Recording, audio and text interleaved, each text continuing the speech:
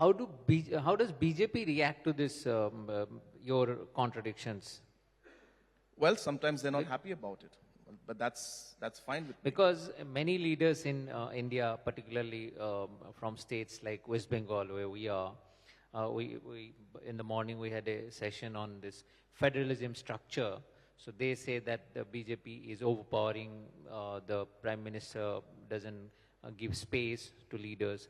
So in that case, what you are trying to do is you are fighting BJP somewhere, you are allying with BJP. So do you think that Indian federal structure gives that space to maneuver your own politics and also take advantage of your friends and enemies? And what would be your advice to other chief ministers, particularly West Bengal Chief Minister Mamata Banerjee? Okay, there are a lot of questions in that. But to start off, I think in the entire democratic and the federal structure of the country, obviously the diversity that we have clearly has a space and a room for different political mindsets and different ideologies to be there. And hence the space for a regional party coming up, whether it's a pan-Northeast party or a pan-tribal party, indigenous party, I think these are things that will always be there in the space, in the political space of the country. So I think that's nothing to debate about. But I think what is important, which you've been mentioning, is that how to balance the entire factor out. And for me, and at least for our political party, we have been very clear in two things, and I'm repeating it again, that when it comes to our identity, we don't compromise, and we will continue to make sure that we make our presence felt in whatever situation that it needs to be when it comes to the ideologies of the party. Number two, we have been very clear, is that once the mandate comes from the people, then we have to work along the dimensions that have come out in the elections, and work towards a government that can have the best and the most friendliest people and the people who you can get along with and work with in the overall interest of the government and the state and the people. And those relations will not always be perfect. There will always be fights. But I guess in the larger interest, we move along. Regarding advice to other chief ministers, I don't think I'm here to advise anybody. Every situation, every state is different. Every state faces its own challenges.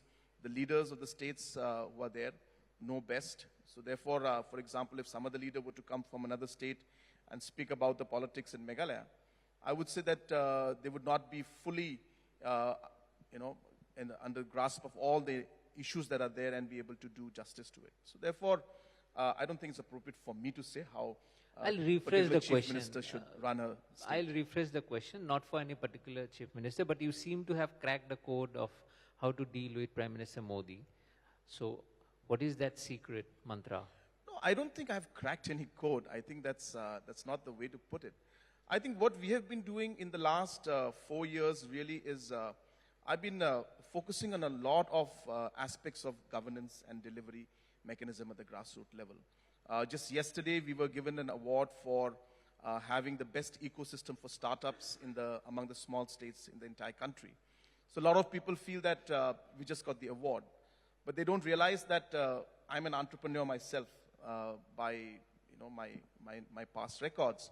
And I have gone through situations where I've seen that when I was starting my business, there was nobody to help me. And I faced a lot of challenges. So I realized that I need to create the ecosystem. And for the past 4 years, we've been working in Meghalaya to create the right support for our entrepreneurs, because I believe that entrepreneurs are the game changers for the economy, and that's the only way to drive our state and the country. So what I'm trying to say is that we do things with the right intention. We are ensuring that governance improves. And in the process, we're getting support from the central government. And in the process, there is politics also. So yes, you have to balance the entire thing out. But I think at the end of the day, if your eye is on the ball and you ensure that you are working for the people and with a purpose, I think rest of the things fall in place is what I believe. India is on the verge of getting the first tribal president.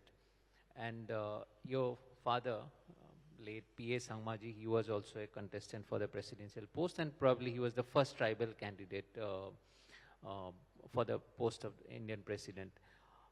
My question is, selecting a tribal as a candidate, it's also a symbolic gesture.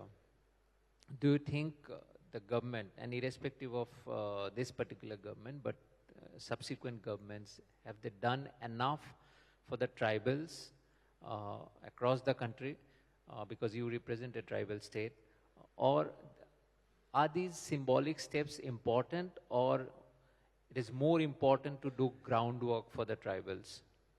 Well, I would first of all say that both are important. And if you look at what has been done, I'm definitely one of those people who's very proud of what's happening now.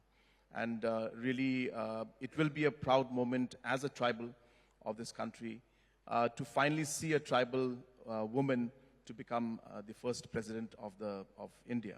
So therefore, it is important because it gives a sense of identity to the tribals and a sense of recognition. And I think this is the highest form that can be given. Number two, when a person from the tribal community sits there, then you are in the circle of certain important decisions that had to be done. And I think those decisions are influenced by that. So it will have its impact. I had, in fact, last time discussed with Honorable Prime Minister, and I had mentioned that we should have a presidential retreat in Northeast India. So the presidential retreat is there in Hyderabad, we have in Shimla, and we should have in Northeast also. So that the Prime Minister of the nation, the President of the nation, can come and stay for 2 weeks or 3 weeks in the Northeast. And that will send a very powerful message to the nation about integration of this country. So it's in similar lines, having a tribal person as a president is going to be very, very important. But the second point you mentioned is absolutely correct also.